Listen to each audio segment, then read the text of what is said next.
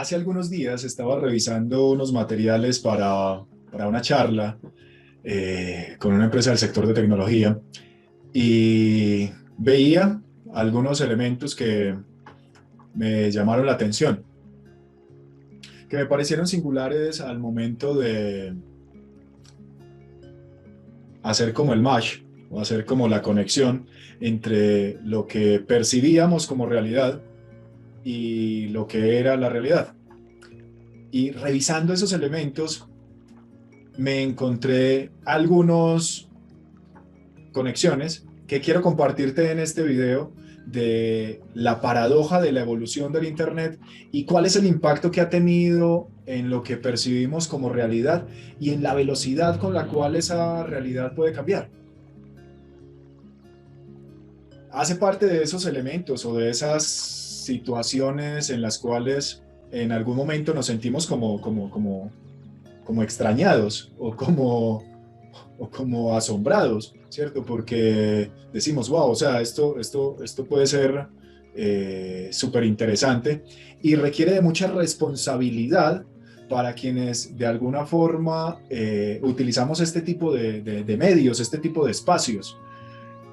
Requiere mucha responsabilidad de lo que comunicamos, de la intencionalidad con la que lo hacemos y de la información que transmitimos, porque estamos teniendo impacto en infinidad, en una cantidad, cientos, miles, millones de personas,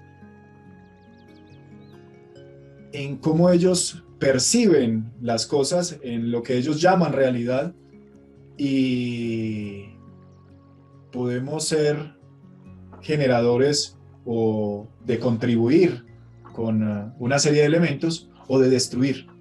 Y quiero compartirlo en ese ánimo, en que te observes y si puedes contribuir a construir, un abrazo, y si puedes contribuir a no destruir, otro abrazo, pero si de alguna forma sientes que algunos elementos quizá de lo que compartes o has compartido está generando deterioro, te invito a que lo cheques, a que lo revises y a que tomes tus propias decisiones. Voy a empezar y voy a compartirles las 4 versiones de lo que hoy entendemos por la web y cuáles han sido las reflexiones que he observado en ello. La primera, digamos que es lo que en algún momento vimos, no sé, como hasta el 2000, quizá un poco después, que era la web 1.0 o esa web que era de solo lectura, en donde básicamente pues el usuario no tenía o no teníamos, ¿cierto? Ningún nivel de interacción. El cablecito era ese que sonaba, ¿cierto? Se conectaba por el cable del teléfono y todo lo que estaba en la web, ¿cierto? Digamos que de alguna forma por la cultura, por el contexto y por lo que nos habían enseñado, quizás hasta ese momento uno lo que veía en internet, le daba como un sentido de verdad. Uno decía, no, pues si está ahí es porque es así, ¿cierto? Y de alguna manera, hasta ese momento, si lo llevamos ya al impacto que eso tenía en nuestra vida o a la inversa, muy pocos de los hijos cuestionaban lo que decían los padres, lo que decían los políticos, lo que decía la iglesia, lo que decían las personas que aparecían en la televisión, porque en ese momento era un tema unidireccional, estábamos acostumbrados a recibir y la percepción que teníamos del mundo es lo que viene de este tipo de medios, del internet, de la televisión, de la radio, del periódico, es la verdad. Y en nuestro imaginario se construía esa cosmogonía de, bueno, lo que me están diciendo es cierto, así es, y es respetable, ¿cierto? Pasamos a un segundo escenario, ¿cierto? Aparecen cierto tipo de redes sociales, hi-fi, bueno, no recuerdo otras de esa época, y digamos que surge lo que llamamos la web 2.0 y está enfocada en el usuario final, ¿cierto? Ya tiene más multimedia, videos, audio, ya hay la posibilidad de decir me gusta, no me gusta, ya hay la posibilidad de generar colaboración, ¿cierto? Y adicionalmente algunas plataformas empiezan a reemplazar lo que nosotros teníamos como elementos de escritorio, como aplicaciones de escritorio, como por ejemplo la biblioteca.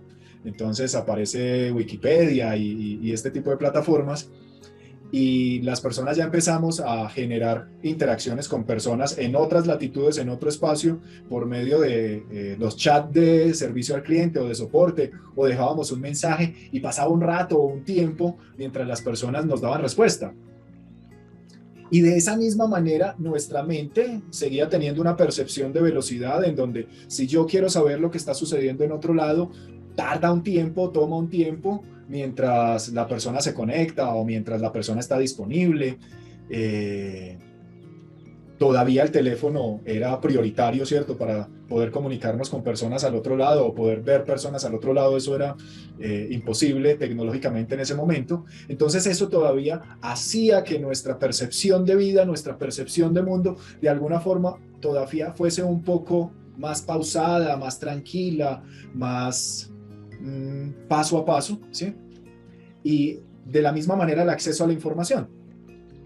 Podíamos entrar incluso a las páginas web de algunas empresas, ver que había un servicio de soporte y podíamos quejarnos, pero seguía siendo lo que ellos nos quisieran comunicar, ¿cierto?